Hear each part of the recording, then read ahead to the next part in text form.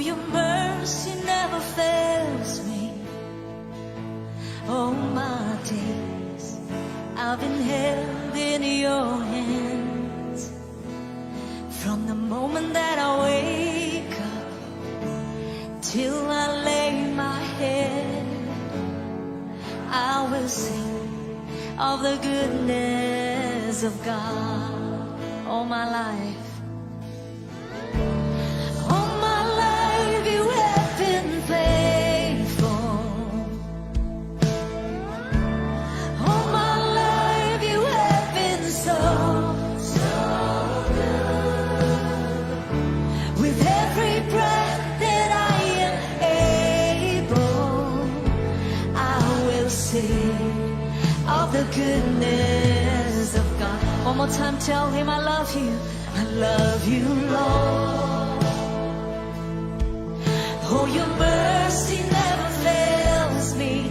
They're new every morning. All my days I've been held in your hands. From the moment that I wake up till I lay my head, I will sing of the goodness of God. All my life, and all my life you have been faithful. And all my life you have been so, so good. With every breath that I am able, I will sing of the goodness of God. All my life, yes, you've been faithful. All my life, you've been faithful. Yes, you have. All my life, you have been so, so good. With every breath that I am able, I will sing of the goodness of God. I love your voice. I love your voice. You have led me through the fire in darkest night. You are close like no other. I've known you as a father. I've known you as a friend. I have lived in the goodness of God. Oh,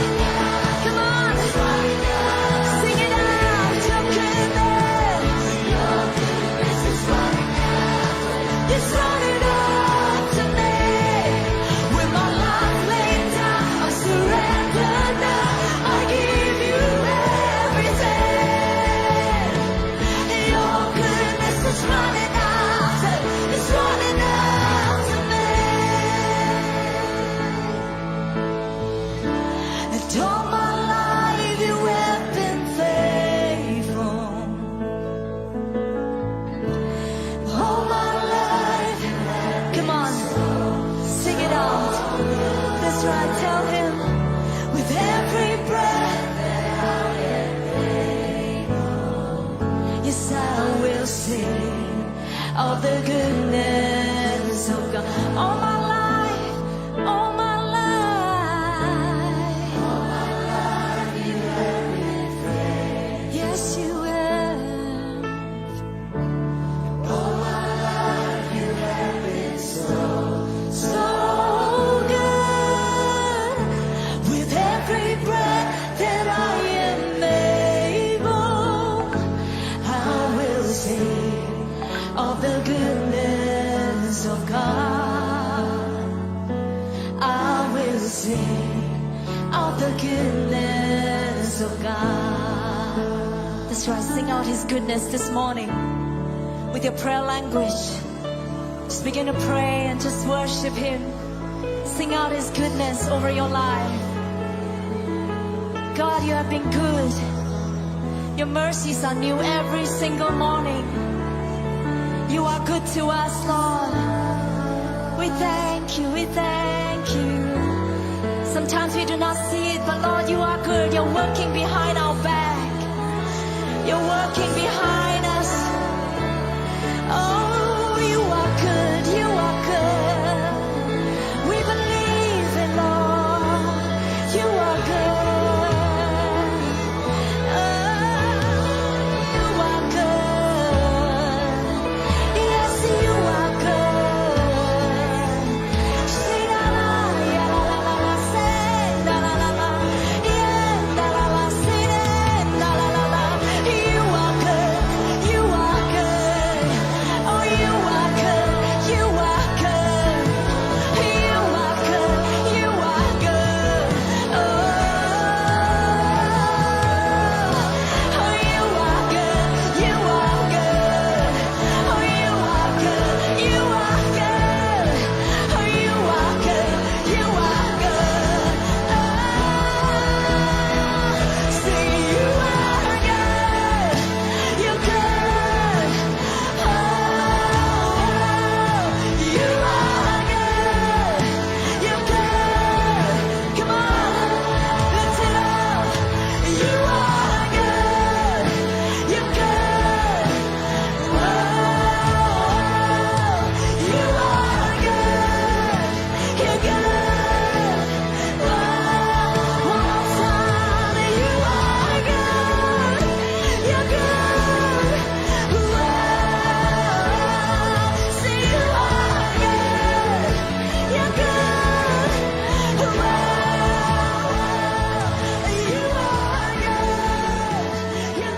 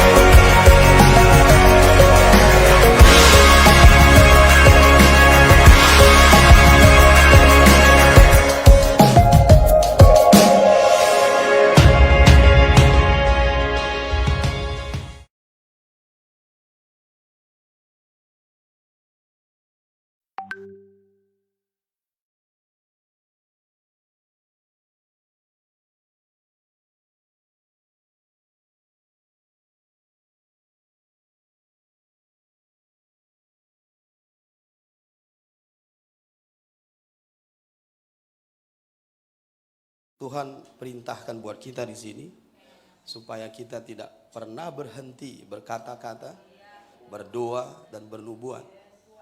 Dan itu akan kita teruskan lebih dalam. Dan saya percaya saat kita mengerti, akan lebih mudah bagi kita untuk menghidupinya. Mari kita buka Matius pasal yang ketiga.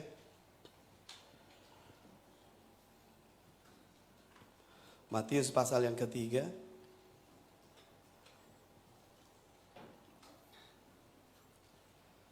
Matius pasal yang ketiga, ayat yang kelima.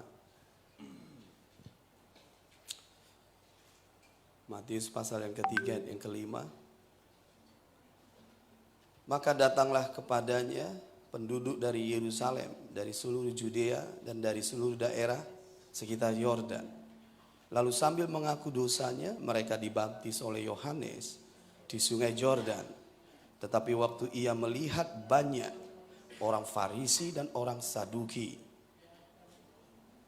datang untuk dibaptis, berkatalah ia kepada mereka, "Hai kamu keturunan ular beludak, siapakah yang mengatakan kepada kamu bahwa kamu dapat melarikan diri dari murka yang akan datang?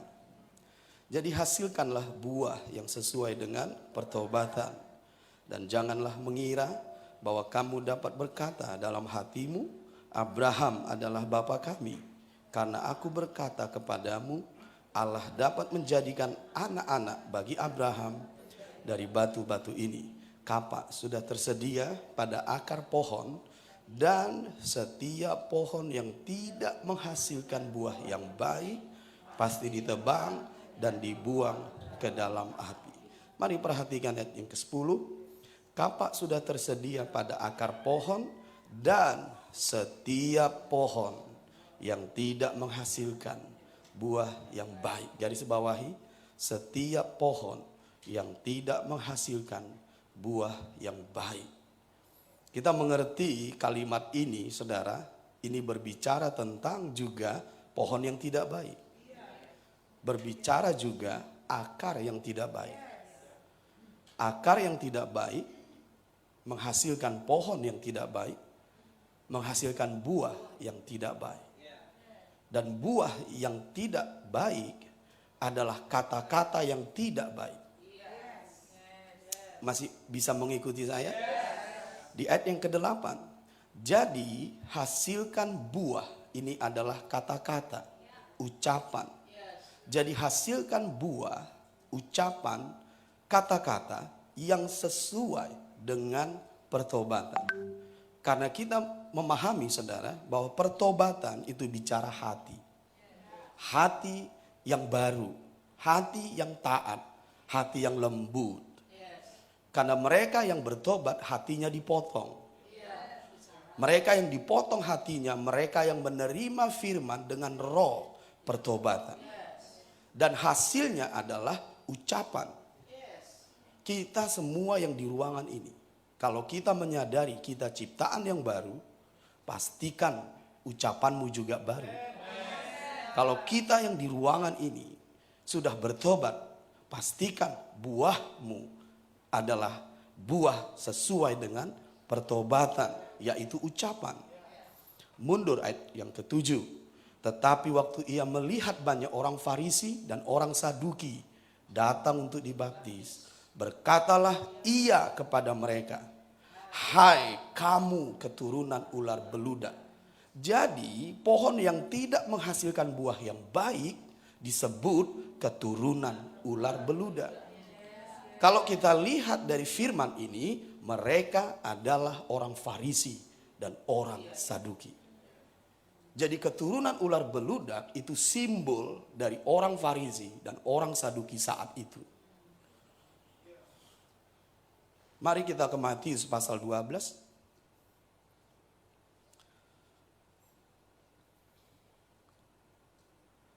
Matius pasal 12.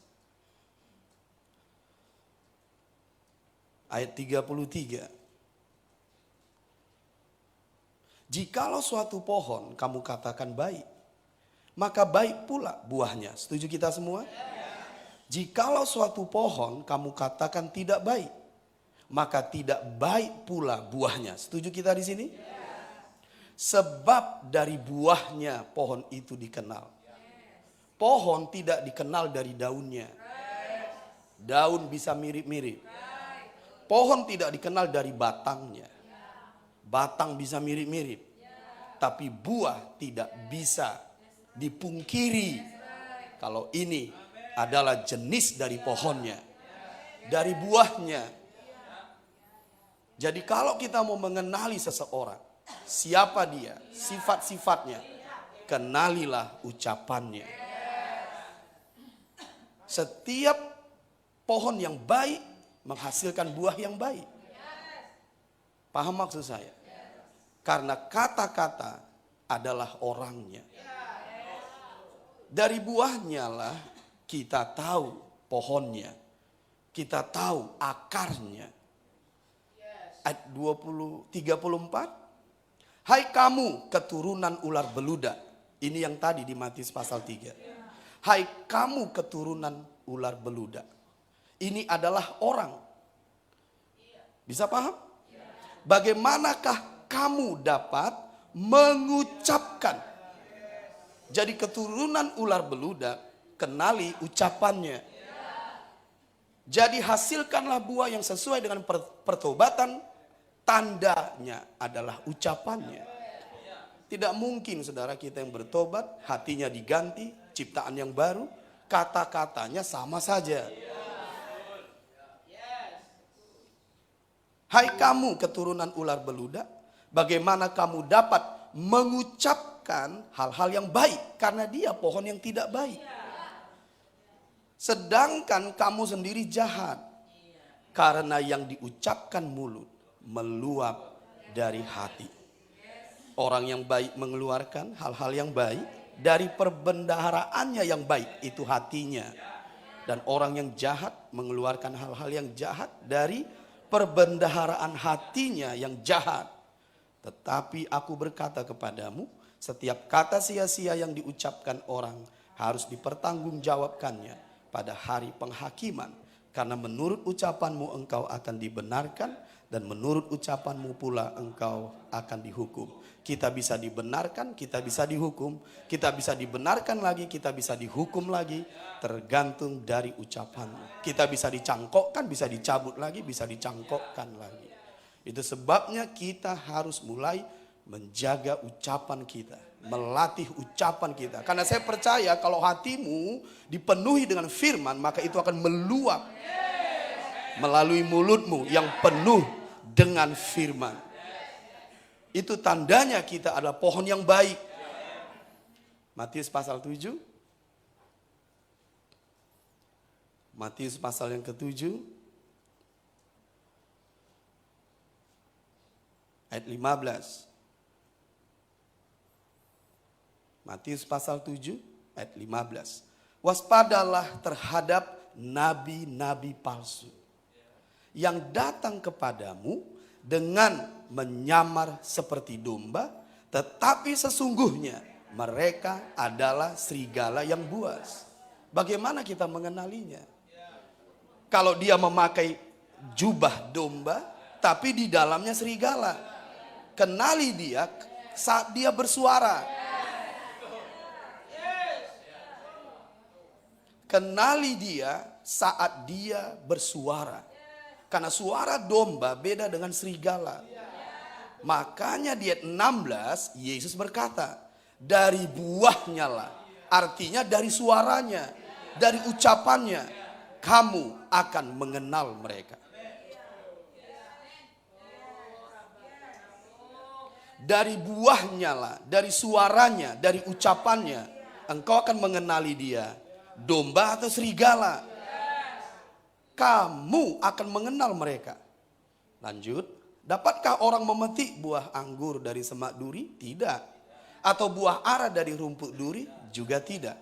Demikianlah setiap pohon yang baik menghasilkan buah yang baik. Itu ucapan maksudnya. Sedang pohon yang tidak baik menghasilkan buah yang tidak baik. Tidak mungkin pohon yang baik itu menghasilkan buah yang tidak baik. Ataupun pohon yang tidak baik itu menghasilkan buah yang baik.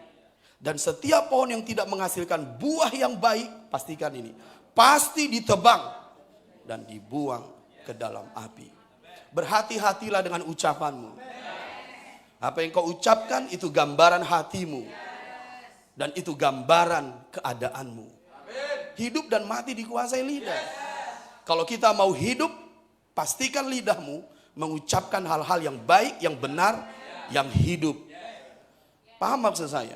Di sini jelas sekali, pasti ditebang dan dibuang ke dalam api. Ayat 20, jadi dari buahnya lah, dari ucapannya, kamu akan mengenal mereka. Tulis nomor 1. Siapa mereka yang disebut keturunan ular beludak dari cerita ini? Siapa mereka yang disebut keturunan ular beludak dari cerita di Alkitab ini? Orang Farisi dan nabi-nabi palsu.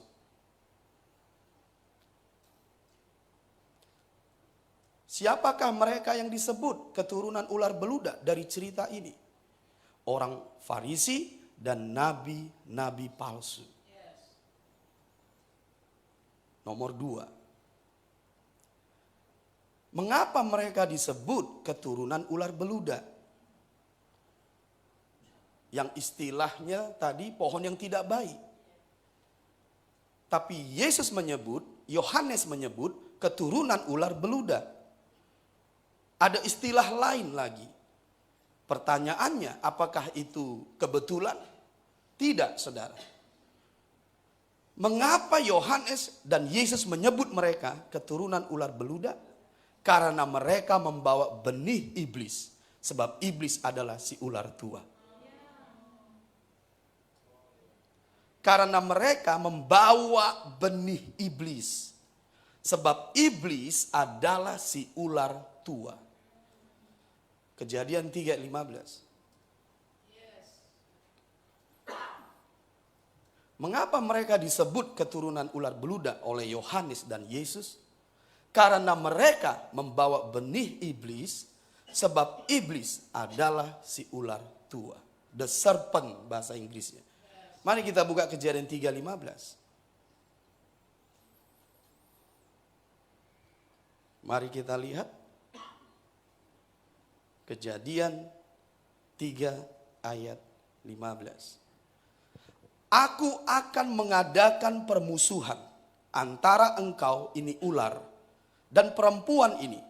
Antara keturunanmu dan keturunannya, keturunan ular. Mari mengerti bahwa keturunan ular di sini berbicara iblis. Bukan ular seperti yang biasa kita lihat. Jadi kalau keturunan iblis, maka jangan juga kita berasumsi ini anak-anak iblis. Karena iblis adalah roh. Dia tidak mengandung dan melahirkan. Jadi maksudnya apa di sini disebut keturunannya? Karena iblis tidak pernah mengandung dan melahirkan. Di bahasa Inggrisnya ini adalah benih, saudara. Keturunannya adalah benihnya. Benih itu adalah sifatnya. Kehidupan dari pohon itu di benihnya. Sifat pohon itu di benihnya. Jadi waktu Allah berfirman, keturunan perempuan ini dan keturunanmu merujuk si ular, itu bicara orang-orang yang membawa benihnya. Orang-orang yang membawa sifatnya. Orang-orang yang membawa hidupnya. Karena di bahasa Inggrisnya itu adalah benih. Seed bahasa Inggrisnya. Kalau kita bicara benih adalah asal muasal dari akar. Jadi benih, akar, pohon, dan buah. Makanya dia disebut pohon yang tidak baik. Saya ulangi ayat 15.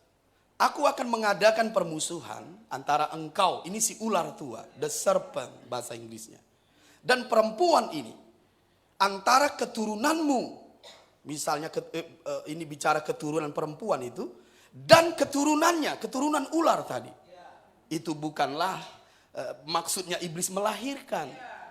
Ini bicara sifatnya, hidupnya, benihnya. Paham? Keturunannya. Apa di situ disebut? Akan meremukkan kepalamu dan engkau akan meremukkan tumitnya. Jadi saudara, kalau kita lihat di sini adalah keturunannya itu benihnya. Benih itu sifat hidup. Jadi kalau kita kaitkan dengan yang tadi tentang pohon yang tidak baik juga adalah ular beludak, karena benih menghasilkan akar. Akar itu menghasilkan pohon. Pohon menghasilkan buah. Jadi kalau kita lihat di sini, buah dari benih iblis adalah ucapannya. Mereka-mereka yang membawa benih iblis, sifat iblis, kehidupan iblis adalah kita kenali dari ucapannya. Karena dari buahnya engkau mengenali pohonnya. Bisa mengerti maksud saya? Makanya disebutkan di sini mereka keturunan ular beludak yang adalah nabi-nabi palsu dan orang-orang Farisi saat itu. Bisa mengerti? Tulis nomor 3. Dari mana kita tahu keturunan ular beludak ini? Dari mana kita tahu keturunan ular beludak ini? Jawabannya dari buahnya atau ucapannya. Dari buahnya atau ucapannya. Saat serigala memakai jubah domba, kita mengenalinya dari suaranya. Ucapannya akan membuat kita mengenali dia keturunan ular atau keturunan Kristus. Paham maksud saya? Karena keturunan perempuan ini itu ditulis dengan huruf besar dalam bahasa Inggris benih. Seed itu merujuk Kristus. Jadi di sini ada 2 keturunan, keturunan Kristus dan keturunan ular. Dibedakan dari ucapannya. Mari kita lihat Wahyu pasal 13, garis bawahi itu supaya kita bisa mengenal kebenaran ini, bahwa dari ucapannya, dari buahnya kita mengenali keturunan si ular. Mari kita lihat Wahyu pasal 13. Wahyu pasal 13. Siap? Ayat 1. Dan ia tinggal berdiri di pantai laut. Garis bawahi ia. Ia ini adalah naga. Naga yang memburu perempuan yang adalah gambaran gereja di Wahyu 12. Ia ini naga. Garis bawahi. Berdiri di pantai laut. Apa yang terjadi berikutnya? Lanjut. Lalu aku melihat seekor binatang keluar dari dalam laut. Garis bawahi laut. Laut itu adalah suku, kaum, dan bahasa. Atau bangsa-bangsa. Lalu aku melihat seekor binatang keluar dari dalam laut. Laut, garis bawahi, itu kumpulan bangsa-bangsa, suku, kaum, dan bahasa. Jadi binatang itu keluar dari dalam laut. Garis bawahi seekor binatang. Garis bawahi seekor binatang. Ini bukan binatang lahiria. Ini adalah orang. Karena keturunan ular beludak juga orang. Dan ular itu binatang, saudara. Paham maksud saya? Saya mau bertanya, lihat Papa baik-baik. Kenapa iblis dan roh-roh jahat di kitab Wahyu itu dilambangkan binatang? Karena binatang itu adalah sesuatu yang memiliki kekuatan tapi tidak memiliki kuasa. Karena waktu Yesus menghancurkan kepala ular, kepala itu artinya kuasa. Iblis saat dihancurkan kepalanya, yang hilang kuasanya, bukan kekuatannya. Jadi kuasa itu adalah hak untuk menggunakan kekuatan. Itu yang iblis hilang. Saya ulangi pelan-pelan. Binatang mempunyai kekuatan, tapi tidak punya hak untuk menggunakan kekuatan itu. Jadi waktu Yesus menghancurkan iblis, Yesus menghancurkan kuasa iblis, bukan kekuatan iblis. Jadi kekuatan iblis itu bisa masuk di antara manusia sebesar yang kau izinkan. Makanya dia disebut pencuri. Perampas. Mengapa pencuri atau perampas? Karena kau buka pintunya. Sesungguhnya iblis sudah kehilangan kuasanya, bukan kekuatannya. Jadi waktu disebutkan di situ, dia akan meremukkan kepalamu. Kepala itu artinya kuasa. Kepala itu kuasa, karena itu adalah kepemimpinan kepala.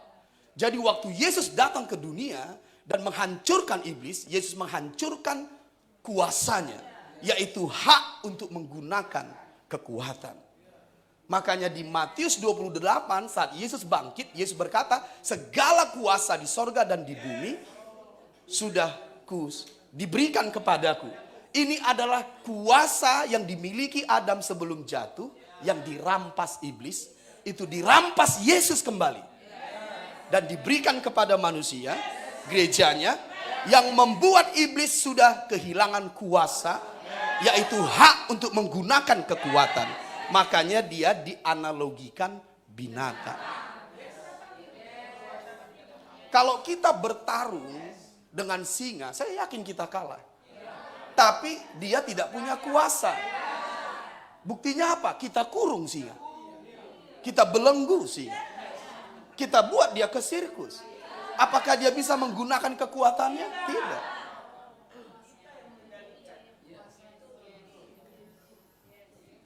Jadi binatang itu punya kekuatan, tidak punya kuasa. Itulah iblis. Sehingga engkau tidak perlu takut pada iblis. Selama tidak kau izinkan dia masuk dalam hidupmu, kuasanya, kekuatannya tidak akan bisa memberi dampak dalam hidupmu. Paham maksud saya? Makanya dia disebut binatang. Lanjut. Jadi di situ kita lihat bahwa seekor binatang keluar dari kumpulan orang-orang. Ini adalah orang-orang yang membawa benih dan sifat dan hidupnya iblis. Paham maksud saya? Mari kita lihat cirinya tadi. Lalu aku melihat seekor binatang keluar dari dalam laut, bertanduk 10 dan berkepala 7. Di atas tanduk-tanduknya terdapat 10 mahkota. Dan pada kepalanya tertulis nama-nama hujat. Ingat, udah kepalanya, pikirannya, udah hujat. Udah hujat. Mari kita lihat yang kedua. Binatang yang kulihat itu serupa dengan macan tutul, garis bawahi. Dan kakinya seperti kaki beruang, garis bawahi. Dan mulutnya seperti mulut singa, garis bawahi. Jadi macan tutul, beruang, dan singa. Itu gambaran binatang itu. Paham? Oke. Untuk referensi, buat di situ Daniel pasal 7. Daniel pasal 7 juga menceritakan binatang ini. Paham? Oke. Ada waktunya nanti kita bahas. Tapi untuk referensimu, ini adalah Daniel pasal 7. Oke, lanjut dulu. Dan naga itu, ingat naga itu. Siapa naga tadi? Yang di ayat 1. Ia tinggal di tepi laut. Bisa mengerti? Dan naga itu memberikan kepadanya kekuatannya. Dan tahtanya dan kekuasaannya yang besar. Karena binatang itu membawa sifatnya. Membawa hidupnya. Terkonek dengan naga itu. Menjadi gambaran dari naga itu. Dan ini orang, saudara. Orang, oke? Bisa mengikuti saya? Nah, lihat. Siapa binatang ini yang gambaran orang ini? Ayat 3. Maka tampaklah kepadaku satu dari kepala-kepalanya seperti kena luka yang membahayakan hidupnya. Tetapi luka yang membahayakan hidupnya itu sembuh. Seluruh dunia heran lalu mengikut binatang itu. Dan mereka menyembah naga itu. Kenapa mereka menyembah naga itu? Karena mereka menyembah binatang itu. Jadi naga ini tidak perlu terlihat. Kita cukup mengikuti orang ini, kita menyembah iblis itu. Bisa paham maksud saya? Mari lanjut untuk mengenalinya. Lihat ya. Ayat 4. Dan mereka menyembah naga itu karena ia memberikan kekuasaan kepada binatang itu. Dan mereka menyembah binatang itu. Karena kekuasaan itu dari naga tadi. Sesungguhnya mereka juga menyembah naga itu. Ini namanya tipu daya. Ini namanya tipu daya iblis, saudara. Dia nggak perlu terlihat. Lanjut dulu. Dan mereka menyembah binatang itu sambil berkata, siapakah yang sama seperti binatang ini? Dan siapakah yang dapat berperang melawan dia? Dan kepada binatang itu diberikan mulut yang penuh kesombongan dan hujat. Lihat itu kan? Diberikan mulut, garis bawahi mulut. Yang penuh kesombongan dan hujat dan gosip dan pencemooh, pengkritik, pengejek, semua ada di situ. Kepadanya diberikan juga kuasa untuk melakukannya 42 bulan lamanya. Lalu ayat 6, lalu ia membuka mulutnya. Lihat itu, saudara. Perbuatannya bisa tidak terlihat, tapi ucapannya segera bisa kita kenali. Dari ucapannya itu dia menghujat Allah, menghujat namanya, dan kemah kediamannya, dan semua mereka yang diam di sorga. Jadi mereka tidak saja menghujat Allah, menghujat orang-orang kudusnya juga. Hati-hati kalian, di antara orang-orang benar ini, apa yang kita ucapkan sama saudara kita, sama pemimpin kita, sama bapak rohani kita, hati-hati. Apakah kita mengejek, mencemooh, menghujat? Hati-hati, tanpa kita sengaja, kita mengundang roh ini dan mengkontaminasimu. Dan mengkontaminasimu. Kalau kita duduk di kumpulan pencemooh, kita akan berdiri dengan mereka dan kita akan berjalan dengan mereka. Perbuatan itu asal muasalnya adalah apa yang kau dengar. Jadi kalau kita mendengar ucapan-ucapan seperti ini, berhati-hatilah dengan kontaminasi, sebab lidah dapat menodai tubuhmu. Yang mengerti amin 2 kali. Jadi ini ciri keturunan ular beludak. Lanjut. Ayat 7. Dan ia diperkenankan untuk berperang melawan orang-orang kudus. Lihat itu kan. Dan untuk mengalahkan mereka, dan kepadanya diberikan kuasa atas setiap suku dan umat dan bahasa dan bangsa. Dan semua orang yang diam di atas bumi akan menyembahnya. Yaitu setiap orang yang namanya tidak tertulis sejak dunia dijadikan di dalam kitab kehidupan dari anak domba yang telah disembelih. Barang siapa bertelinga, hendaklah ia mendengar. Barang siapa ditentukan untuk ditawan, ia akan ditawan. Barang siapa ditentukan untuk dibunuh dengan pedang, ia harus dibunuh dengan pedang. Yang penting di sini ialah ketabahan dan iman orang-orang kudus. Perhatikan ayat 11. Papa ingin membagikan sedikit lagi ayat 11. Dan aku melihat seekor binatang lain. Siapa ini? Perhatikan. Keluar dari dalam bumi, bukan dari dalam laut. Bumi ini gambaran dari orang-orang percaya. Bisa mengerti? Garis bawahi. Dan aku melihat seekor binatang lain keluar dari dalam bumi dan bertanduk 2 sama seperti anak domba, dan ia berbicara seperti seekor naga. Siapa ini? Nabi-nabi palsu. Karena dia berjubahkan domba, dalamnya serigala. Dia juga berjubahkan domba, dalamnya naga. Saudara bisa mengerti? Karena nabi-nabi palsu itu keluar dari gereja, bukan dari bangsa-bangsa.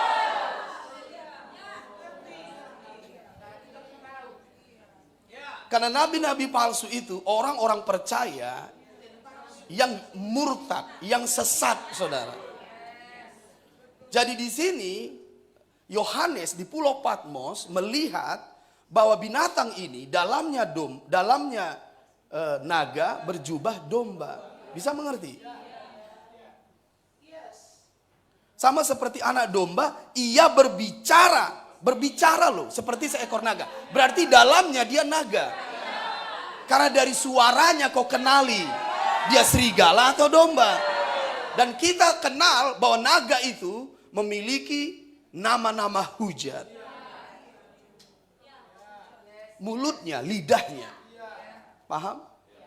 Lihat, dengarkan saya, perhatikan saya. Waktu Yesus mengusir orang yang bisu dan kerasukan setan, semua orang takjub. hal-hal ini dahsyat dan ajaib. Siapa orang ini? Lalu orang Farisi muncul dengan kuasa Belzebul, dia mengusir setan. Apa maksudnya? Mereka sedang berkata kuasa Roh Kudus adalah setan. Itu menghujat namanya. Jadi orang Farisi ini disebut keturunan ular beludak. Makanya kalian juga harus hati-hati saat saudaramu menyampaikan firman di hatinya, kita meremehkannya. Hati-hati roh yang kita bawa. Hati-hati roh yang kita bawa. Contoh kalian internalisasi. Lalu mungkin Mama David bicara kita dengar, Bapak David bicara kita dengar. Yang lain bicara nggak kita dengar. Kita mulai menilainya, mengukurnya. Hati-hati di sini. Kita harus menghargai, menghormati apapun yang ditaruh Tuhan di hati saudaramu. Karena itu pekerjaan roh bagi dia. Jangan jadi orang Farisi dan berkata seperti ini. Itu datang dari dirinya sendiri. Itu datang dari pikirannya sendiri. Mana mungkin Roh Kudus bicara padanya. Hidupnya begini, A, B, C, D. Hati-hati.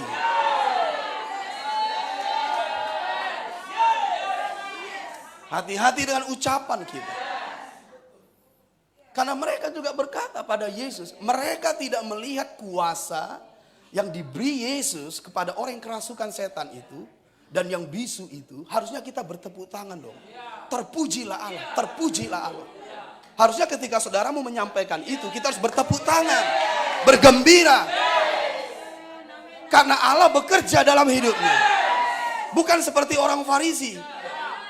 Dengan kuasa Belzebul, penghulu setan, dia mengusir setan. Dan Yesus berkata, hujat terhadap anak manusia diampuni. Hujat terhadap Roh Kudus tidak akan diampuni. Di hari ini tidak, dunia yang akan datang juga tidak. Karena ciri khas keturunan ular ini adalah ucapannya. Ucapanmu bisa menajiskanmu, bisa menodaimu, juga bisa membenarkanmu. Sorga dan neraka di lidahmu. Berkat dan kutuk di lidahmu. Hidup atau mati di lidahmu. Masa depan yang baik di lidahmu. Amin 2 kali.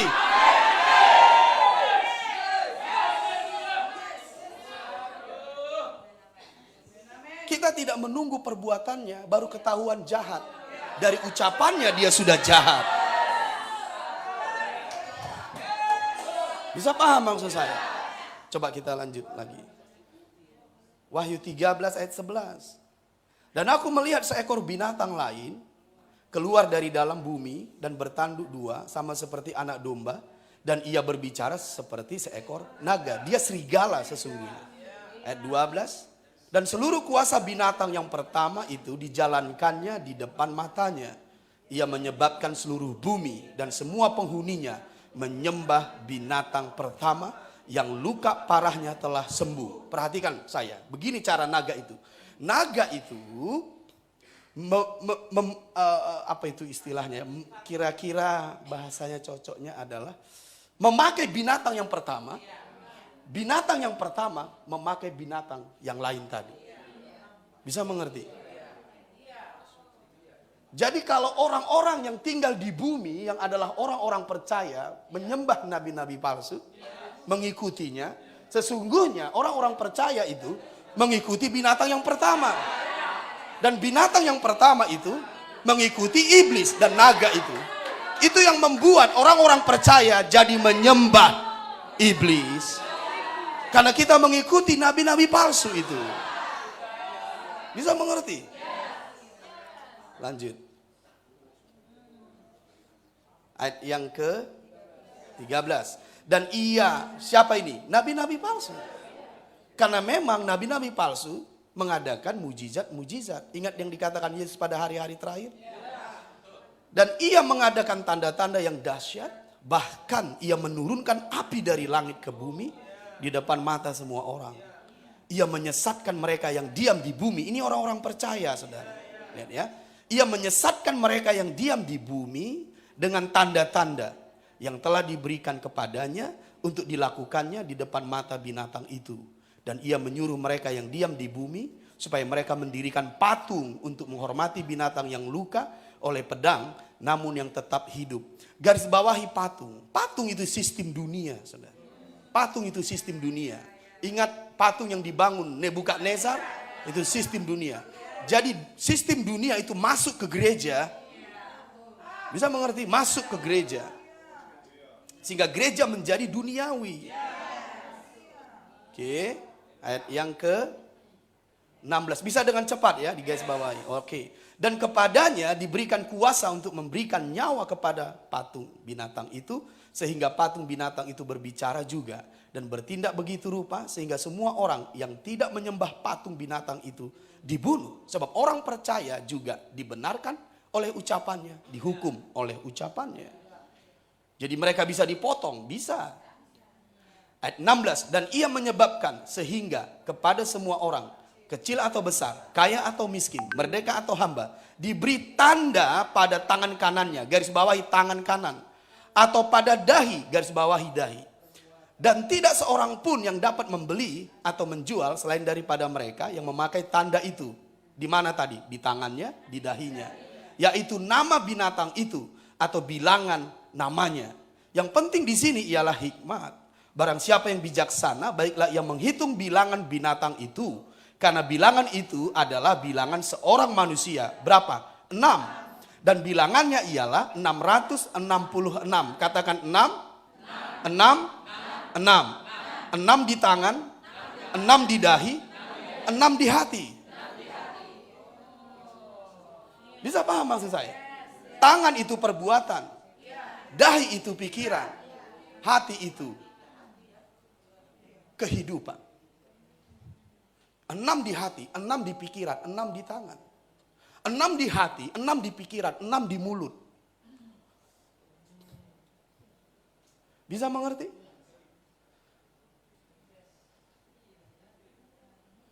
6 di tangan, 6 di dahi, 6 di hati. Dia begitu manusia sekali. Kenapa ini disebut sebagai bilangan binatang itu? Karena pikiran saudara, kalau kita lihat di Matius pasal 16 ayat 23, berafiliasi dengan iblis. 16 ayat 23, Matius. Mengapa bilangan binatang itu juga bilangan manusia itu? Lihat ya. 16:23. Matius 16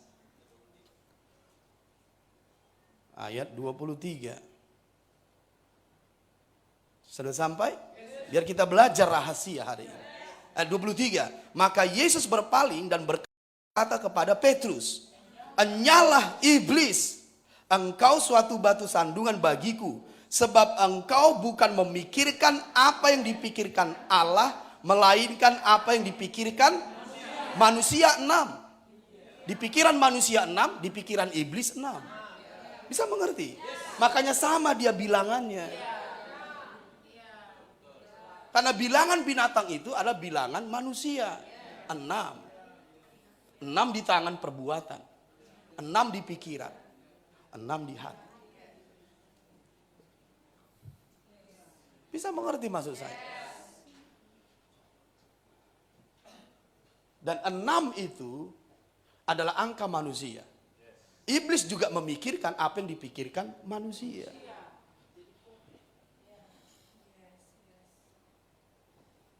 Mari kita lihat 1 Korintus pasal 14. Sedikit dulu saya ingin membagikan rahasia sebelum saya maju. 1 Timotius. Kita maju setelah ini. Saya hanya ingin memberi gambaran tentang keturunan ular beludak itu. 1 Timotius 4. Setelah itu kita masuk. Lanjut dengan kata-kata yang lebih indah lagi. Amin. 1 Timotius pasal 4. Yang masih connect katakan amin. 1 1 Timotius pasal 4 ayat 1. Tetapi Roh dengan tegas mengatakan bahwa di waktu-waktu kemudian ada orang yang akan murtad lalu mengikuti roh-roh penyesat dan ajaran setan-setan. Garis bawahi, roh-roh penyesat. Ya, garis bawahi. Oke? Kalau saya bertanya, roh-roh penyesat ini siapa? Jangan bilang ini roh-roh jahat. Ini manusia. Ini orang. Karena manusia itu makhluk roh. Definisi manusia, makhluk roh yang memiliki jiwa dan berdiam dalam tubuh. Jadi sesungguhnya manusia itu makhluk roh. Jadi ini bukan roh-roh jahat, tapi manusia atau orang-orang yang mengikuti ajaran setan-setan. Dan lihat saudara, lanjut. Ayat yang kedua. Oleh tipu daya pendusta-pendusta yang hati nuraninya memakai cap mereka. Inilah 666. Kalau hatinya angka 6, pasti mulutnya angka 6. Pasti tangannya angka 6. Karena dari hati meluap yang diucapkan mulut. Itu sebabnya perlu hati kita dipotong. Diganti hati yang baru, hati yang taat, hati yang lembut. Yehezkel 36. Kalau tidak, mulut kita tidak akan pernah bisa mengalami transformasi dalam ucapan. Saya banyak menyaksikan orang-orang percaya bertumbuh, belajar Alkitab, bisa menyembah Tuhan dalam. Tapi saya melihat lambat sekali progres perubahan dari ucapannya. Itu hanya gambaran hatimu juga.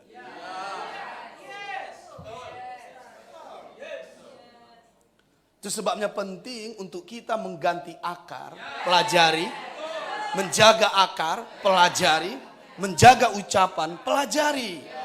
Karena itulah sebenarnya ciri dan tanda antara keturunan Kristus dan keturunan ular. Paham maksud saya? Nanti saya akan berbicara bagaimana kita mulai melihat step demi step untuk membawa Indonesia yang baru melalui ucapannya.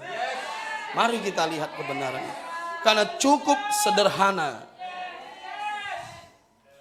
Bisa mengerti? Tulis lagi nomor 4. Jadi cap mereka itu 666. Di hatinya. Maka itu di mulutnya. Di dahi, di tangan, di hati. 4. Mengapa disebut buah yang tidak baik? Coba. Kalau saya bertanya pada kalian nomor 4. Mengapa disebut buah yang tidak baik? Siapa yang bisa memberi gambaran ke Papa? Mengapa disebut buah yang tidak baik? Karena kalau kita makan, kita jadi tidak baik. Karena kita akan seperti yang kita makan. Jadi kalau kita mendengar seseorang, kita makan yang kita dengar, lihat hidupmu makin baik atau tidak.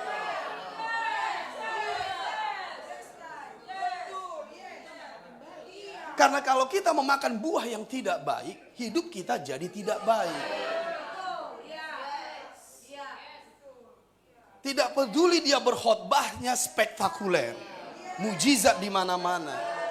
Tapi kalau hidup kita, lidah kita, pikiran kita menjadi tidak baik. Pongah, sombong, congkak, arogan. Kami lebih benar, yang lain tidak benar. Kita harus berhati-hati apa yang kita makan ini. Karena manusia itu juga memakan buah pohon yang baik dan yang jahat. Sehingga mereka menerima itu di dalam hidupnya. Jadi kalau kita menerima dan mendengarkan buah yang tidak baik, itu ibarat manusia memakan di Taman Eden buah pohon itu. Dia menjadi ada di hidupmu. Makanya kita tidak baik. Keluarga kita tidak baik. Anak-anak kita tidak baik. Pekerjaan kita tidak baik. Kota kita tidak baik. Bangsa kita tidak baik. Haleluya. Yang kedua, mengapa disebut dia yang tidak baik? Nomor dua, engkau akan menjadi pohon yang tidak baik juga. Mengapa buah ini tidak baik? Engkau akan menjadi pohon yang tidak baik juga. Karena engkau seperti yang kau makan. Makanya Yesus berkata, dia pohon yang tidak baik. Menghasilkan buah yang tidak baik. Mengapa? Nomor satu, kalau kita makan, kita menjadi tidak baik. Keadaan kita, hidup kita, hati kita makin jauh dari Tuhan. Kalau kalian dengar dan kalian makin jauh dari Tuhan, saya sarankan jangan ikuti saya. Karena hidupmu penting. Saya tidak penting.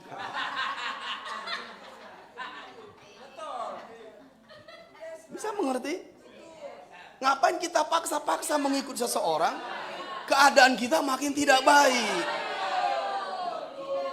Bisa mengerti? Kalau kalian tidak bertumbuh, sudah mengikuti saya. Pikirkan masa depanmu. Berdoa dengan Tuhan. Beri aku seseorang yang bisa mementorku, membawaku lebih baik. Dan Tuhan tunjukkan wajahnya. Ikuti dan pastikan itu wajahnya. Jangan salah ikut orang. Katakan, buah yang tidak baik, kalau aku makan, aku menjadi tidak baik. Hidupku, keluargaku, pekerjaanku, keadaanku makin jauh dari Tuhan. Ingat Yeremia 17, hatinya yang menjauh dari Tuhan. Bisa mengerti maksud saya? Dan yang kedua, aku menjadi pohon yang tidak baik juga. Kita bukan hanya mengalami yang tidak baik, kita menjadi pohon yang tidak baik. Oke? Nomor 5.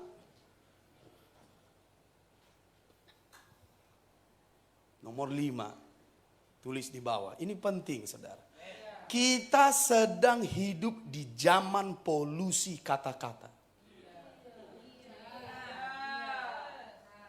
Kita sedang hidup di zaman polusi kata-kata. Kata-kata membawa keadaan yang baik atau buruk. Kalau kita ingin keluarga kita baik, pastikan di rumah kita itu kata-kata yang baik. Kita harus belajar perlahan-lahan hari demi hari untuk mengubah itu. Maka perlahan-lahan sama seperti kapal, dia mulai bergeser perlahan-lahan. Keadaan kita akan mulai bergeser perlahan-lahan. Pertama hidupmu. Bagaimana kau memerintah perasaanmu, memerintah pikiranmu, memerintah tubuhmu, memerintah keadaan di sekitarmu. Lalu kemudian mulai melebar ke keluargamu, ke anak-anakmu. Kemudian mulai melebar ke pekerjaanmu, ke domainmu. Mulai melebar lagi ke kotamu. Mulai melebar lagi ke bangsamu. Haleluya. Yesus berkata kepada badai, tenanglah, badai tenang. Karena dia sudah belajar biasa memerintah hidupnya. Bagaimana kita bisa memerintah iblis? Kita belum memerintah hidup kita. Itu berlawanan namanya. Bisa paham maksud saya? Kita sedang hidup di zaman polusi kata-kata. Di mana-mana kita mendengar kata-kata yang menuntut engkau terampil mendengar sekarang.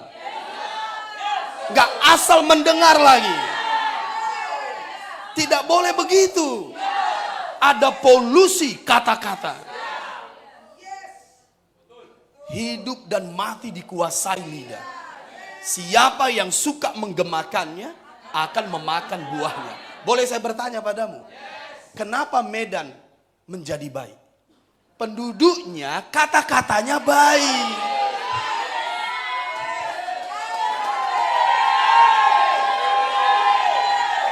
Kalau kita masih melihat medan penuh dengan kata-kata pertengkaran, perkelahian, hujat, kekerasan,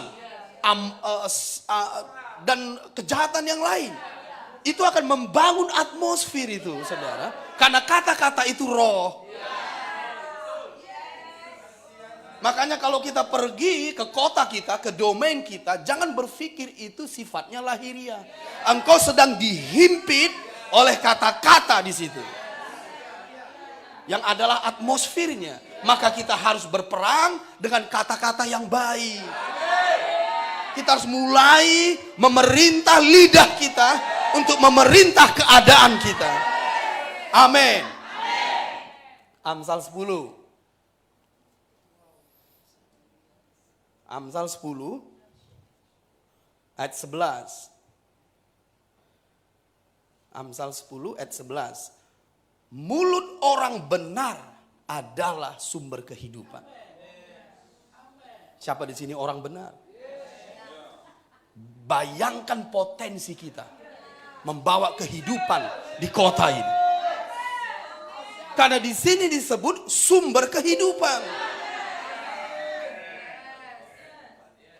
Lihat, tetapi mulut orang fasik. Berarti di kota kita ada orang fasik.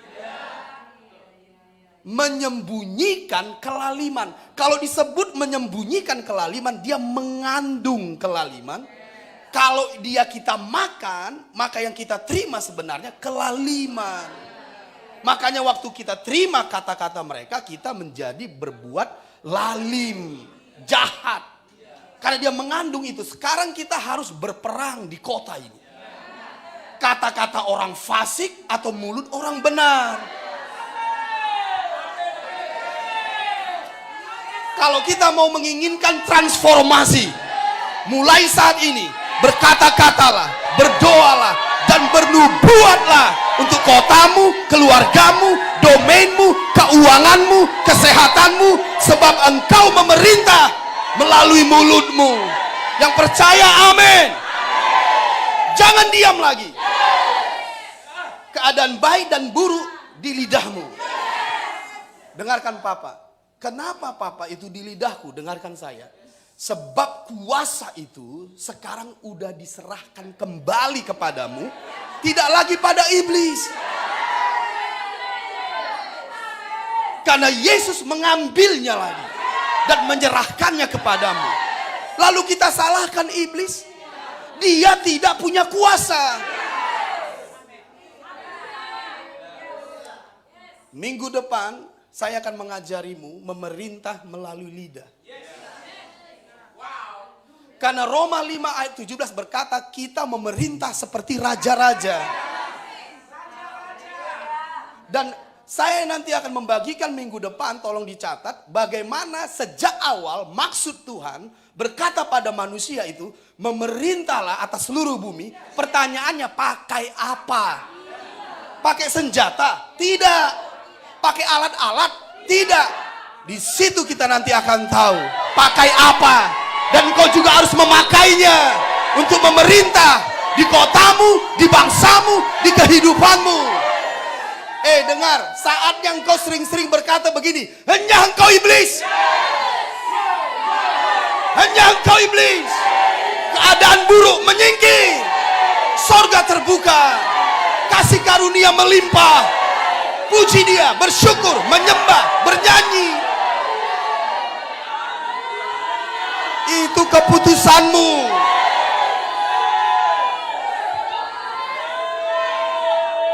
Dengarkan saya. Dengarkan saya baik-baik. Dengarkan saya baik-baik. Saya tahu kalau kita menyediakan waktu untuk berdoa, berkata-kata, mungkin ada sedikit yang kau korbankan. Makanya kadang-kadang kita harus memaksa sedikit. Karena kita tahu itu korban. Karena daging kita kadang tidak suka. Pikiran kita kadang melawan. Tapi dengarkan saya. Dengarkan saya. Iman Kristen mula-mula harus kau jaga begini. Sejak semula Yesus sudah menekankan kepada kita bahwa kalau kita mendekat kepada Allah, kau harus bawa korban. Jadi mengapa kita komplain saat kita beribadah kita bawa korban? Berkorbanlah. Tenaga, perasaan, waktu. Tidak bisa kalau tidak ada korban. Kenapa kita bergumul sekarang dengan itu? Karena sekarang kita menjadi karismatik yang lembek. Kita berdoa saat perasaan kita oke, keadaan oke, pikiran oke.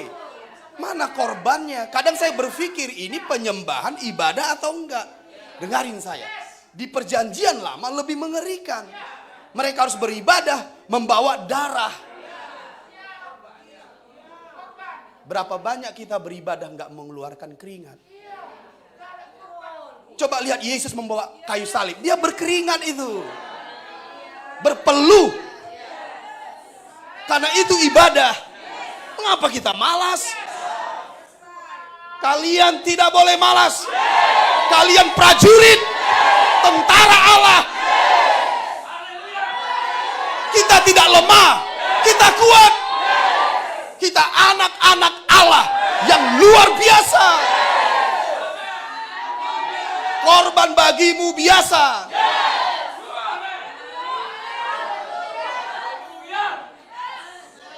Dengarkan saya. Worship. Worship. Work and sip. Jadi penyembahan gak berkorban. Karena work itu bekerja. Bisa ditulis worship. Karena saya mau terangkan dulu kepada umat Tuhan yang luar biasa ini. Supaya mulai hari ini kau harus mengerti bahwa korban menghadap Tuhan tidak selamanya uang. Tapi ketika kau mempush, ketika kau berkata pada dagingmu, stop, saatnya bernyanyi, saatnya berdoa, saatnya bersyafaat. Aku tidak bisa diperintah tubuhku, perasaanku, pikiranku. Engkau stop. Dan tahu kalian, kadang kalau kita memerintah begitu, bisa keluar keringat loh. Tapi dengarkan, Yesus pun membawa kayu salib, dia berkeringat. Dan Allah berkata itu penyembahan. Coba tulis, worship. Bisa Bang Yev? Karena saya mau jelaskan. Di mana ada bekerja tidak berpeluh. Lihat itu. Tulis Bang, itu work and sheep. Sheep itu domba, tulis S-H-E-E-P. Jadi worship itu domba yang bekerja. Sejak kapan orang bekerja nggak berpeluh? Lalu kita malas untuk berdiri dan bernyanyi.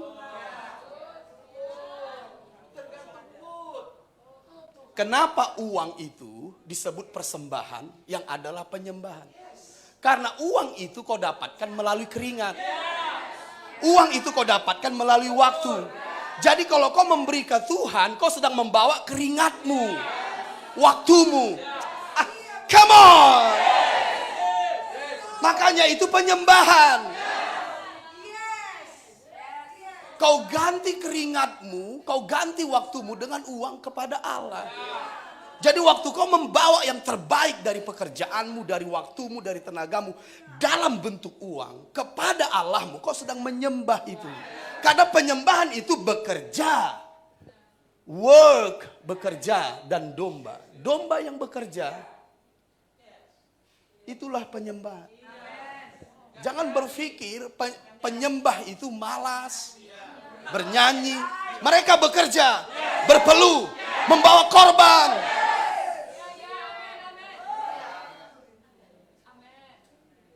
Jadi kalau kita harus bangkit berdiri tengah malam, harus membuat lutut kita ini kapalan bersyafaat untuk Indonesia. Itu bagi iman kita normal. Karena memang kita harus berkorban.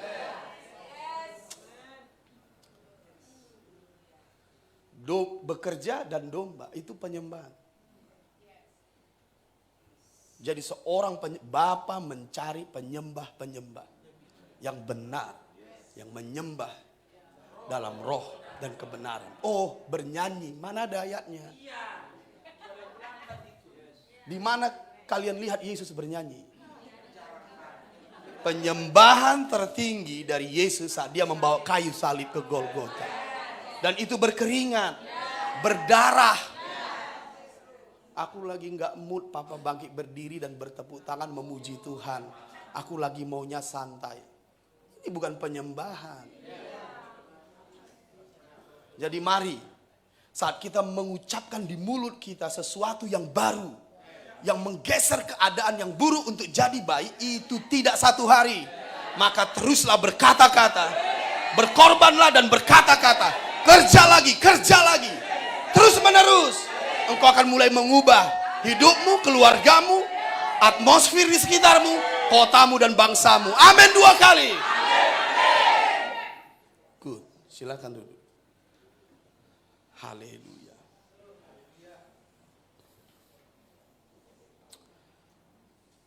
Alright. Baik, bisa bertahan dengan saya 15 menit lagi? Penting sekali untuk mengganti akarnya. Penting untuk menjaga akarnya. Pastikan hatimu meluap oleh air sungai kehidupan. Bukan air yang kotor. Sungai Babilonia. Kalau kita nggak menjaga ini, kau nggak akan bisa menyelamatkan lidahmu. Tidak bisa anak-anakku, tidak bisa. Karena hati yang meluap keluar dari mulut. Coba kita lihat ayat itu. Yehezkiel. Saya suka sekali ayat itu, saudara. Jadi untuk menjaganya, kita harus tahu apa yang kita terima.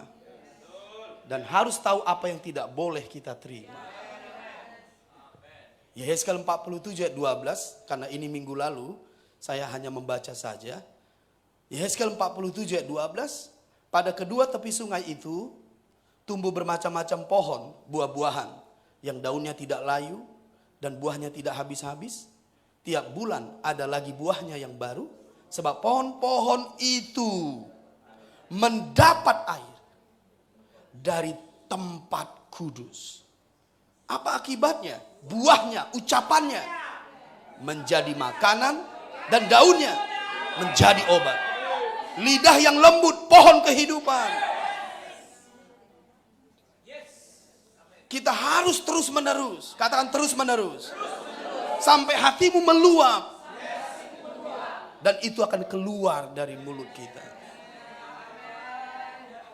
Jaga akarmu, saudara. Jaga akarmu. Penting sekali bagi papa itu. Anakku akan terus bergumul untuk melatih lidahmu.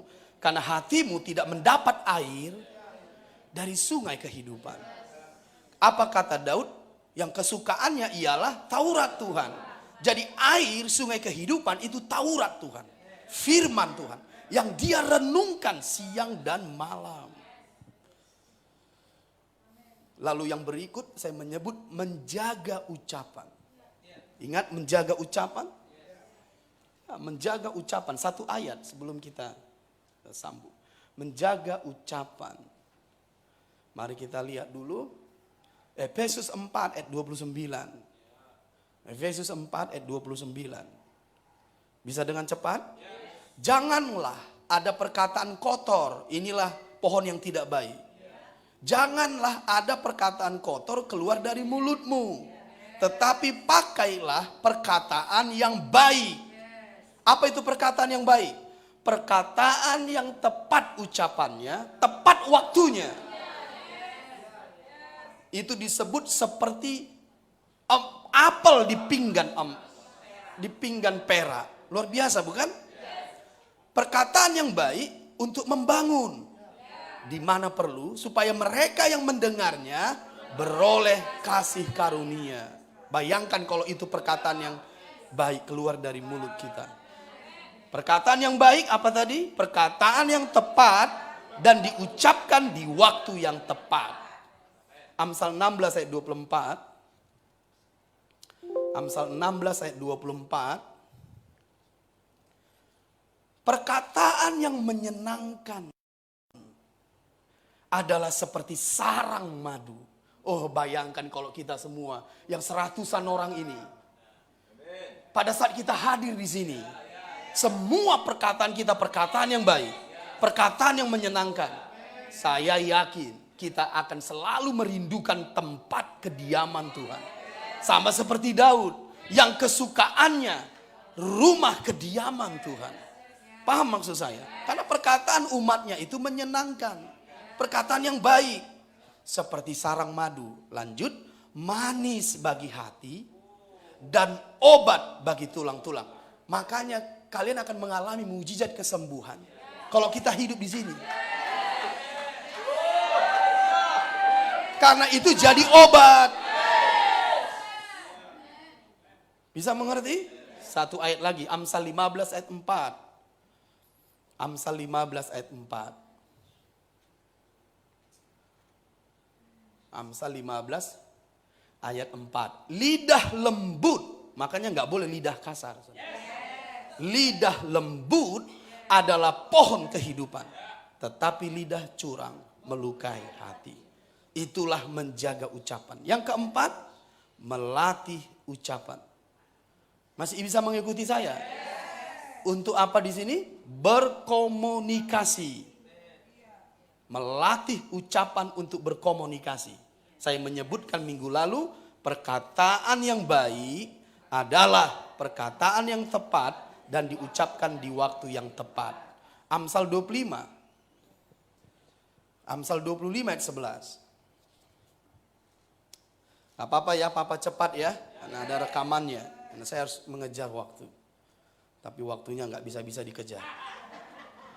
Kejam dia, terus berlari dia, lebih cepat lagi. Apalagi kalau kita gelisah, makin cepat dia. Apakah kita gelisah?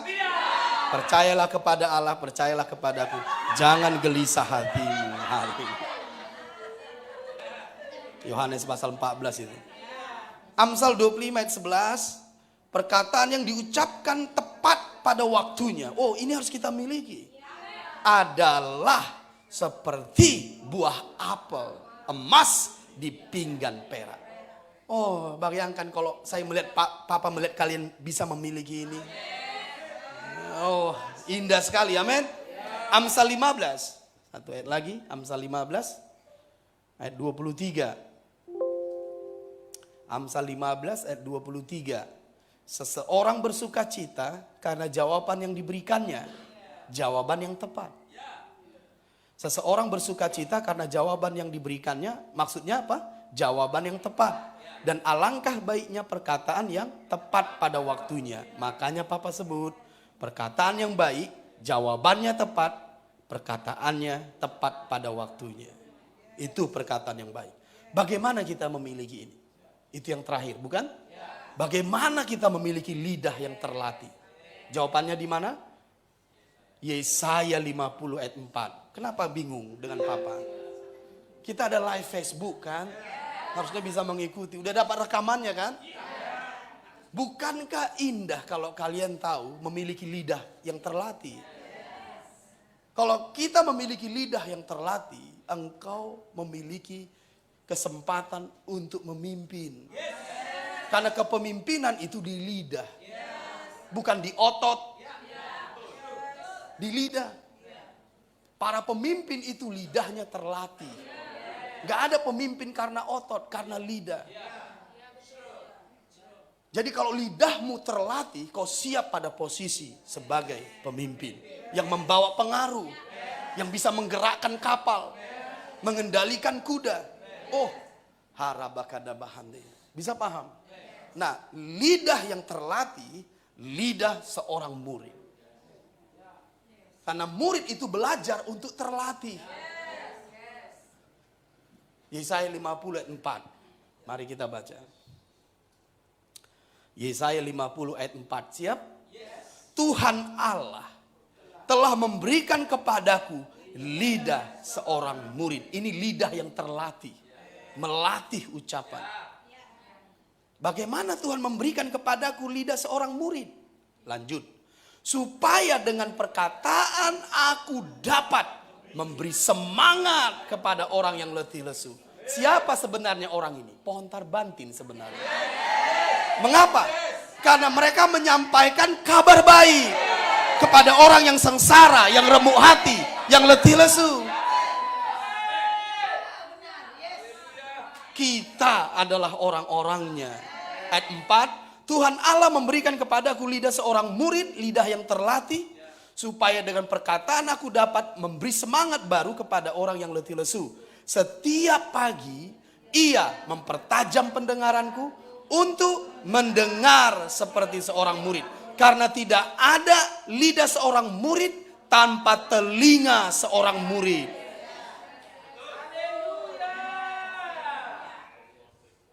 Ayat 5, Tuhan Allah telah membuka telingaku dan aku tidak memberontak, tidak berpaling ke belakang.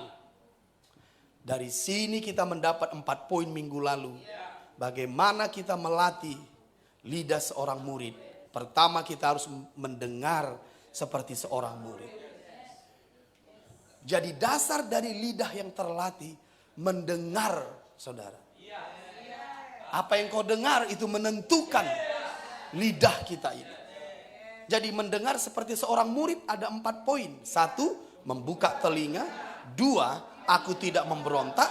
3, tidak berpaling ke belakang. 4, mempertajam pendengaranku. Tulis dengan cepat. Membuka telinga artinya, dengan cepat ya. Membuka telinga artinya membuka hati.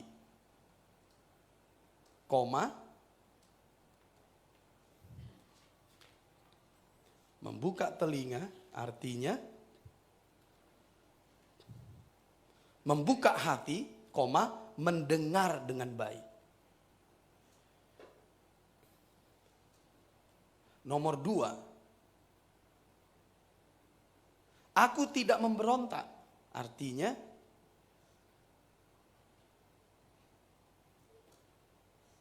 kita mau selesai, tolong beri fokus. Amin. Karena Papa akan selesaikan ini dan selamat menghidupi. Dan lihat perubahannya. Jadi nomor 1, membuka telingaku.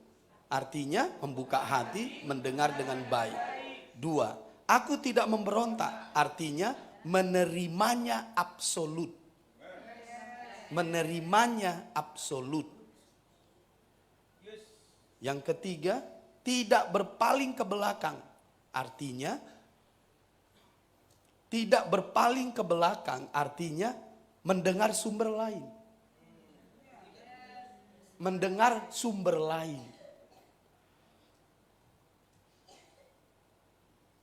Yang keempat, mempertajam pendengaranku, mendengar sampai menerima pengertian. Saya ulangi, nomor 1, membuka telingaku, artinya membuka hati, mendengar dengan baik. Kalian tahu cara mendengar dengan baik? Lihat Matius pasal 13, ada 4 jenis tanah di situ. Mendengar yang baik, menerima tuaian 100 kali. Jadi pastikan mendengar yang baik, tidak hatinya pinggir jalan, tanah yang berbatu, tanah yang bersemak, tapi pastikan tanah yang baik. Yes. Nomor 2, aku tidak memberontak, artinya menerimanya absolut. Kita nggak mempertanyakan sumber kalau Tuhan berbicara. Kalau firman-Nya berbicara, kita nggak mempertentangkannya, saudara. Nomor 3, tidak berpaling ke belakang, mendengar sumber yang lain. Yang keempat, mempertajam pendengaranku, mendengar sampai menerima pengertian. Dengarkan Papa. Kalau kalian lihat nomor 1, 2, 3, 4. Sumbernya siapa? Kalau dari Yesaya 50 tadi. Sumbernya dari Tuhan. Ini yang kita pelajari tadi, mendapat air dari sungai kehidupan. Mendapat air dari bait Allah. Ini firman Allah, saudara. Yang disampaikan oleh orang yang diutusnya. Jangan orang dari sumber-sumber lain. Paham maksud saya? Jadi, apa yang dia lakukan dengan 4 poin ini terhadap siapa? Terhadap firman Tuhan. Suara Tuhan. Dia mendapat air dari bait suci itu. Apapun yang disampaikan Tuhan melalui papamu, lakukan yang 4 ini. Bolehkah saya ulangi? Apapun yang disampaikan Tuhan padamu saat kau berdoa, membaca firman, apapun yang disampaikan Tuhan padamu melalui papamu, lakukan 4 ini. Oke? Nah, sekarang kalau kita lakukan yang 4 ini, apa kaitannya dengan lidah yang terlatih? Lihat di situ setiap pagi. Ada kata setiap pagi? Dapat setiap pagi? Kalau setiap pagi engkau melakukan yang 4 ini kepada Tuhan, bagaimana hatimu? Meluap? Bisa. Meluap? Bisa dengan tegas meluap? Berarti hatimu dibanjiri oleh sungai dari Allah. Dan tidak ada sumber yang lain. Jangan berdebat dengan papa bagaimana itu berkaitannya. Biar saya ajari kalian. Kalau hatimu tidak meluap dengan sungai kehidupan, lidahmu tidak akan terlatih menjadi lidah Tuhan. Menjadi juru bicara Tuhan. Menjadi nabi Tuhan. Tidak akan bisa. Kita harus membawa lidah kita menjadi lidah Tuhan. Supaya waktu kita bernubuat, Indonesia yang baru. Keluarga yang baru. Haleluya. Lidahmu harus menjadi lidah Tuhan. Juru bicara Tuhan. Tapi lidah itu akarnya, yang mengendalikan lidah itu hatimu. Kalau hatimu meluap dengan sungai Allah, lidahmu juga akan begitu. Jadi yang dikerjakan Allah itu meluapkan hatimu. Jadi seorang murid. Jadi di situ disebut setiap pagi. Siapa ini? Daud. Mazmur 1 ayat 1 sampai 3. Yang siang malam merenungkan. Kalau kita mau lidah seperti lidah Tuhan, hidup di sini, saudara. Saya akan kasih kalian ayatnya itu. Lihat Daud. Setelah itu saya selesai. Kata kunci di situ setiap pagi anak-anakku. Terus menerus. Lakukan yang 4 poin ini. Terhadap Allahmu. Firman-Nya. Orang yang diutusnya. Tidak boleh sumber lain. Lihat yang terakhir ayatnya. Mazmur 45. Karena kalau hatimu meluap, lidahmu pasti terlatih. Papa, dari mana kau dapat? Ini tuntunan roh bagi kita. Tidak ada yang menyaingi Alkitab. Tidak ada buku yang bisa menyaingi Alkitab. Tidak ada, saudara. Karena dia mengajari kita untuk memiliki lidah yang terlatih. Mazmur 45 ayat 1. Lihat. Siap? Untuk pemimpin biduan, menurut lagu bunga bakung dari Bani Korah, nyanyian pengajaran, nyanyian kasih. Lihat ayat kedua.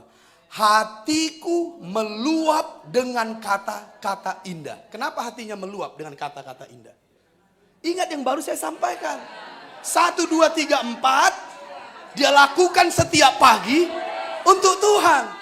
Dibanjiri hatinya. Dibanjiri hatinya. Siapa pemilik kata-kata indah? Allahmu. Firman. Tuhan. Karena kata-kata kotor itu punya iblis. Allahmu pemilik kata-kata indah. Kata-kata baik. Kata-kata yang membangun. Bukan iblis. Jadi kalau kita menerimanya, hati kita meluap dengan kata-kata yang indah. Lanjut, apa berikutnya kalau hatimu meluap dengan kata-kata indah?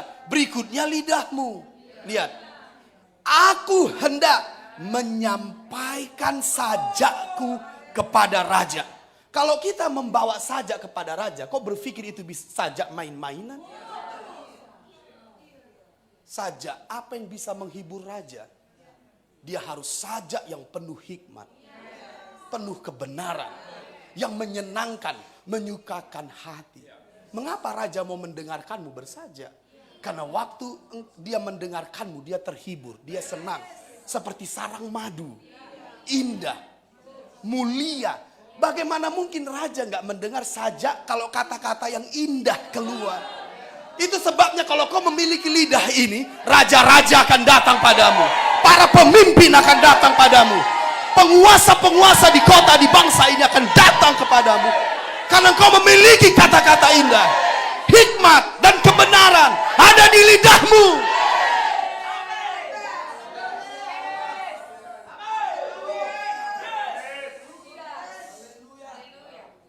Thank you. Silakan duduk, saudara. Setiap pagi kau akan meluap. Ayat yang kedua, hatiku meluap dengan kata-kata indah. Selanjutnya, aku hendak menyampaikan sajakku kepada raja. Mengapa? Kata-katamu indah, kata-katamu menyenangkan. Lihat lagi di situ, perhatikan. Lidahku ialah pena seorang juru tulis yang mahir, yang terlatih. Kalau kalian lihat dari ayat-ayat tadi itu dimulai dari hatiku meluap. Itu dimulai dari hatiku meluap dengan kata-kata indah. Wow, haleluya. Baca itu. Hatiku meluap dengan kata-kata indah. Dan lidahku seperti pena. Makanya papa, bagaimana itu kaitannya? Tutup mulut. Apa sedang mengajarimu rahasia? Kalau hatiku meluap dengan kata-kata indah, lidahku akan bersajak. Sajak tahu? Orang bodoh nggak akan ngerti. Raja mengerti. Karena sajak itu nggak mudah dimengerti.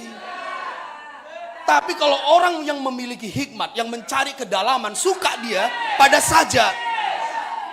Makanya raja-raja mendengar sajak, puisi. Hanya orang yang berhikmat yang memakai sajak. Mengapa dia bisa mengeluarkan sajak? Hatinya meluap. Dan kalau orang mengeluarkan sajak itu sama dengan lidah seperti pena seorang juru tulis yang mahir. Nah, lihat apa yang kau peroleh kalau kau memiliki itu. Mari lihat, saudara. Ayat yang ketiga, engkau yang terelok di antara anak-anak manusia. Lihat ya, kemurahan tercurah pada bibirmu. Oh, kemurahan tercurah. Kemurahan tercurah pada bibirmu. Anugerah, kasih karunia ada di bibirmu. Mereka yang mendengar terbangun, mendapat kasih karunia. Yang lemah kuat, yang lesu kuat. Ada kemurahan, ada kuasa, kasih karunia di bibirmu. Dan lihat berikutnya. Sebab itu Allah telah memberkati engkau. Allah memberkatimu karena apa yang kau ucapkan. Makanya nanti kalau kita mengerti ini, kita bisa bernegosiasi dengan Tuhan. Karena Tuhan suka mendengar kata-katamu. Ini yang membuat dia bernegosiasi dengan Abraham, dengan Musa, dengan Daud, dengan Samuel, dengan Ayub. Orang-orang hebat ini bernegosiasi dengan Tuhan. Kau berpikir mereka orang bodoh? Orang yang berhikmat. Itu sebabnya kalau kita berdoa kepada Allah, kau mengutarakan maksudmu dengan kata-kata yang indah. Karena kau mengenal Allahmu. Saat kau menangis, saat kau tertekan, jangan malu. Ungkapkan sajakmu kepada Bapamu. Sampai dia senang. Tapi aku tidak mampu. Oke, penuhi hatimu. Penuhi hatimu dengan air dari bait suci. Makanya ketika kita memasuki level ini, semua orang akan pengen mendengarmu. Karena setiap kali ada kata-kata yang keluar dari lidahmu, engkau mengeluarkan tetesan madu yang menyenangkan, yang mengobati orang-orang yang sakit, yang lemah, yang lesu. Dapatkah gereja Tuhan di sini? Dapatkah engkau hidup di sini? Ini saatnya membawa yang baru, Indonesia yang baru, demi nama Yesus. Kuasa itu sudah diberikan kembali pada engkau yang mengendalikan, menguasai kita. Jadi tentukan keadaanmu, masa depanmu, kesehatanmu, masa depanmu. Ingat pesan Papa. Kalau Allah ingin kalau Allah memberkatimu selama-lamanya, pastikan lidahmu mencurahkan kasih karunia dan kemurahan. Ini saatnya kita betul-betul menjadi umat Allah yang diperkenannya. Boleh bangkit berdiri tetap? Waktu saya berdoa tadi pagi, saya menangis, saudara. Serius, saya tidak menambah-nambah. Saya tahu bagaimana kebangunan rohani 30 tahun yang lalu. Saya ada di situ. Bagaimana orang-orang hidup dalam cintanya dengan Tuhan, dalam firman, menjaga kekudusan, kesucian, dan lidah. Suka sekali kalau kita ada pertemuan doa semalaman, dan kita suka sekali saat teduh, bahkan belum muncul matahari. Sambil menangis saya berkata, Tuhan, saya tidak menemukan banyak gereja seperti itu lagi. Karena mereka sudah sangat memikirkan kepentingannya sendiri. Sibuk dengan hidupnya sendiri. Tidak memikirkan kepentingan Tuhan. Beda dengan dulu. Meninggalkan orang tua karena iman yang ditentang, kita boleh dan rela. Nasib anak kos, kita rela. Karena uang belanja dipotong. Karena di masa lalu kita ini disebut sesat, saudara. Tapi sekarang hanya sedikit batu kecil saja kena ke hatimu, sakitnya selama-lamanya. Sedikit aja kena ke hatimu, sakitnya selama-lamanya. Dulu kita diludahi, kita mengampuni. Diludahi, kita memberkati. Ini bukan diludahi, hanya pakai mikroskop pun gak terlihat. Kena ke hatimu, sakit hatinya selama-lamanya. Jesus Christ. Penyembahan, devotion dengan Allah dituntun perasaan.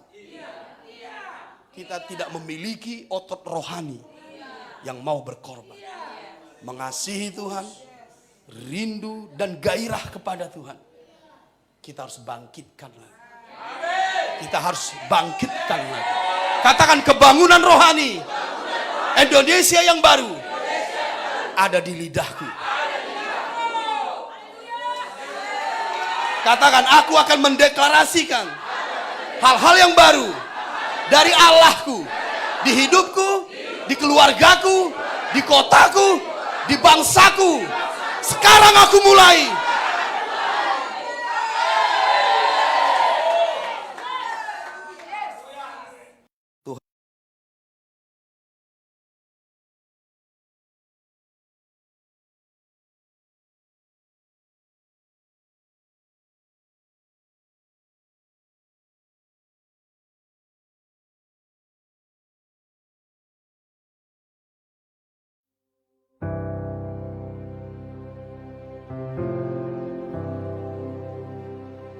Ku cintakan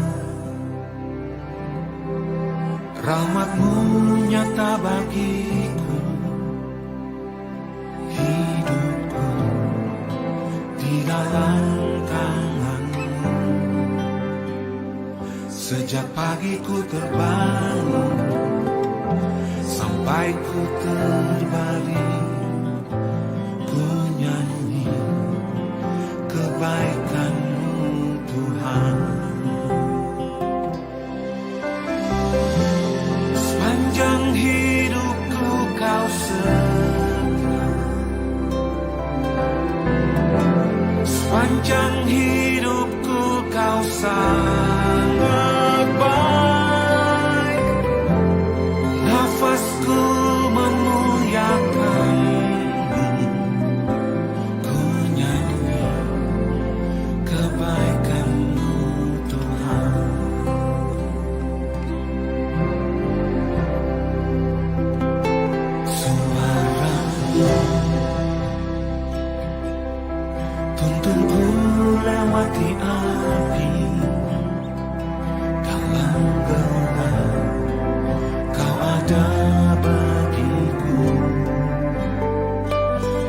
sungguh kau Bapakku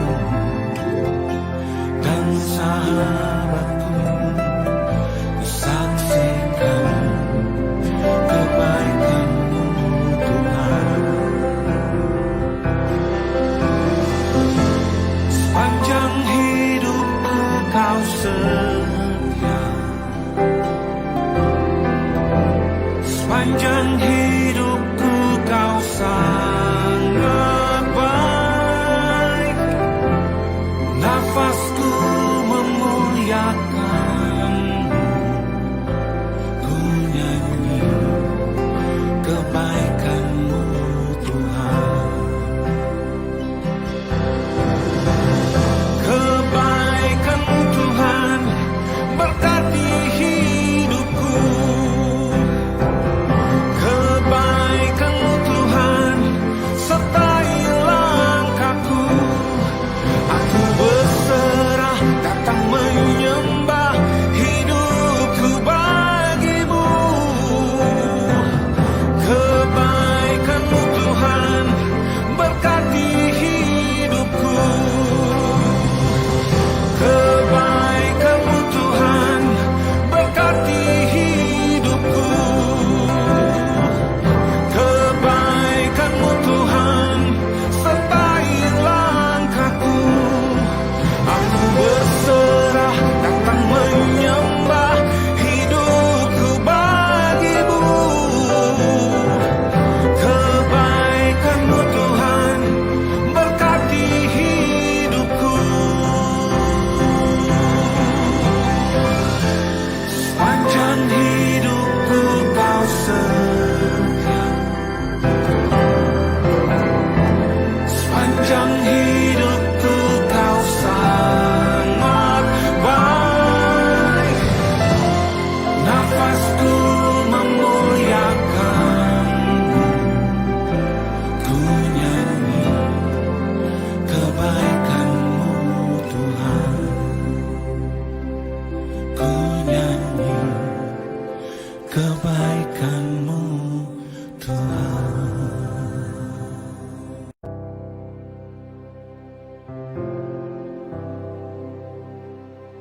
Ku cintakan rahmat-Mu nyata bagiku. Hidupku di dalam tangan-Mu. Sejak pagi ku terbangun sampai ku terbaring, ku nyanyi kebaikan-Mu Tuhan. Sepanjang hidupku kau setia, sepanjang hidupku kau sangat baik. Nafasku memuliakan-Mu, ku nyanyi kebaikan-Mu Tuhan.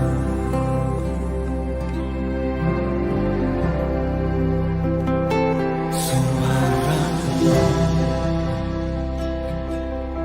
tuntunku lewati api, dalam gelap Kau ada bagiku.